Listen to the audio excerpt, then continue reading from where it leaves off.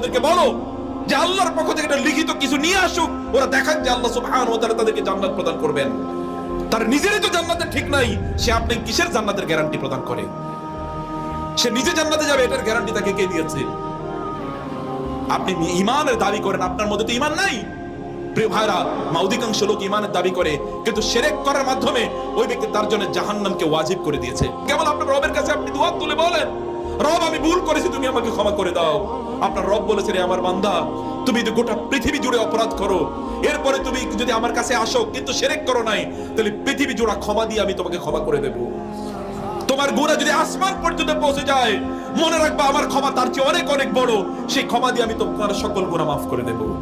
আপনি তার কাছে ইন্নাল্লাহ লা ইয়াগফিরু আন ইউশরাকা বিহি ওয়া ইয়াগফিরু মা দুনা যালিকা লিমান ইয়াশা ইন্নাল্লাহ ইয়াগফিরু যুনুবা জামিআ লা তাকনাতু মির রাহমাতিল্লাহ ইন্নাল্লাহ ইয়াগফিরু যুনুবা জামিআ। আল্লাহর কাছে আসেন প্লিজ, অন্য কারো কাছে আসবেন না।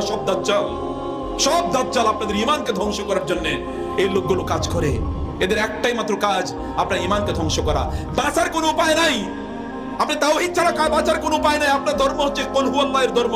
কুল হুয়াল্লাহু আহাদ আল্লাহুস সামাদ লাম ইয়ালিদ ওয়া লাম ইউলাদ ওয়া লাম ইয়াকুল লাহু কুফুয়ান আহাদ। বলুন আল্লাহ এক, তিনি as-সামাদ। তিনি as-সামাদ মানে হচ্ছে তিনি কারো মুখাপেক্ষী না, কারো ধরার প্রয়োজন হয় না আল্লাহকে ডাকার জন্য। আপনি কেবলমাত্র বলেন রাতের অন্ধকারে ইয়া রব, আপনি দিনের আলোতে বলেন ইয়া রব, আপনার অন্ধকার প্রকোষ্ঠে আপনি বলেন ইয়া রব। বিশ্বাস করুন, আপনার সামান্য ইবাদত থাকুক কিন্তু ঈমানটাকে আপনি শক্ত করেন, কিচ্ছু লাগবে না আপনার। আল্লাহ সুবহানাহু ওয়া তাআলা আপনাকে ভরপুর করে মর্যাদা প্রদান করবেন। ঈমানটাকে ঠিক রাখবেন। কেবল আল্লাহ সুবহানাহু ওয়া তাআলার প্রতি বিশ্বাস, স্রষ্টা কেবলমাত্র তিনি, অতএব আনুগত্য কেবল হবে তার এবং ইবাদত হবে তার কেবল, এবং তার কাছে কেবল চাওয়া হবে। মধ্যখানে কোনো ইন্টারমিডিয়েটের প্রয়োজন নাই, কোনো ওয়াসিতা, কোনো জারিয়া, কোনো উসিলার প্রয়োজন নাই, কোনো উসিলার প্রয়োজন নাই।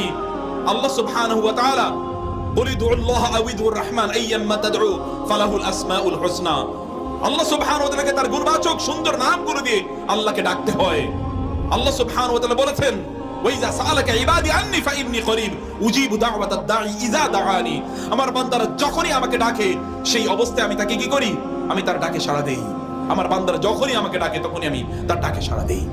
রাসূলুল্লাহ সাল্লাল্লাহু আলাইহি ওয়াসাল্লাম এমন কোন সময় ছিল না তিনি তার রবকে তিনি ডাকতেন না। কানা ইয়াযকুরুল্লাহ আলা কুল্লি আহইয়ানিহি। তার জীবনের কোনো গুনাহ নাই, সব গুনাহ আল্লাহ মাফ করে দিয়েছেন। কদ গফারাল্লাহু মা তাকাদ্দাম মিন যামবিকা ওয়া মা তাআক্কার। তোমার অতীত এবং ভবিষ্যতের সকল গুনাহ আমি মাফ করে দিলাম। রাসূলুল্লাহকে আল্লাহ তাআলা বলেছেন, কিন্তু তার একটা মুহূর্ত যায় না যে সময় তিনি তার রবকে স্মরণ করেন নাই, জিকির করেন নাই। আর আপনারা যাদেরকে আদর্শ হিসেবে মনে করছেন, যাদেরকে মনে করছেন যে তারা আপনাদেরকে জান্নাতে নিয়ে যাবে, তাদের পায়ে গিয়ে সিজদা দেন। লজ্জা করেন আপনার? একটা মানুষ হয় কিভাবে আপনি একটা মানুষের গায়ে সিজদা, মানুষের পায়ে গিয়ে আপনি লুটিয়ে পড়েন? একটা মানুষ হয় একটা মানুষের কাছে কিভাবে আপনি চান? আপনারা লজ্জা করেন? আপনার মধ্যে এবং হিন্দু বৌদ্ধদের মধ্যে পার্থক্য কি?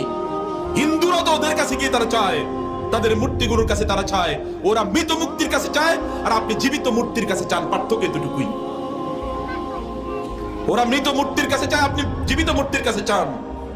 যখন তৎকালীন কুরাইশদেরকে জিজ্ঞেস করা হলো, তোমরা কেন এদের উপাসনা করো? তখন তারা বলেছিল, আমরা তো এদের উপাসনা করি না। মা না'বুদুহুম ইল্লা লিয়ুকাররিবুনা ইলাল্লাহি যুলফা। আমরা এদের উপাসনা করি না, এদের উসিলা ধরে, এদের মাধ্যম ধরে আমরা আল্লাহর কাছে প্রার্থনা করি। প্রিয় ভাইরা, আপনি যত দুর্বল, আপনি আল্লাহ সুবহানাহু ওয়া তাআলার কাছে তত প্রিয়। আপনি যত দুর্বল, আপনি আল্লাহর কাছে কি তত প্রিয়। বিশ্বাস করুন, মায়েরা এটা বলতে পারবে, বাবারা বলতে পারবে, সন্তানদের মধ্যে যে সন্তানটি সবচেয়ে বেশি দুর্বল, তার শারীরিক সমস্যা আছে, তার টাকা পয়সা নাই, ব্যবসা বাণিজ্য নাই, চাকরি বাকরি নাই, একটু কম বুঝে, এই সন্তানটা দেখবেন পিতা মাতার কাছে সবচেয়ে বেশি প্রিয়। সব সময় দোয়া করবে, আল্লাহ আমার এই মেয়েটা, আমার এই ছেলেটা কিচ্ছু বুঝে না, আল্লাহ তুমি তাকে একটু দেখা রাখো। বারবার এই কথা বলে দেখবেন কাঁধে। যদি এটা পিতা মাতার কাছে, এই দুর্বল মানুষের কাছে যদি একটা দুর্বল মানুষ এত প্রিয় হয়, আপনি যদি দুর্বল হন, আপনার রবের কাছে আপনি অনেক অনেক প্রিয়। বিশ্বাস করুন, কেবল আপনার রবের কাছে আপনি দুহাত তুলে বলেন, রব আমি ভুল করেছি, তুমি আমাকে ক্ষমা করে দাও। আপনার রব বলেছেন, আমার বান্দা, তুমি যদি গোটা পৃথিবী জুড়ে অপরাধ করো, এরপরে তুমি যদি আমার কাছে আসো কিন্তু শিরক করো নাই, তাহলে পৃথিবী জুড়ে ক্ষমা দিয়ে আমি তোমাকে ক্ষমা করে দেব। তোমার গুনাহ যদি আসমান পর্যন্ত পৌঁছে যায়, মনে রাখবা আমার ক্ষমা তার চেয়ে অনেক অনেক বড়, সেই ক্ষমা দিয়ে আমি তোমার সকল গুনাহ মাফ করে দেব।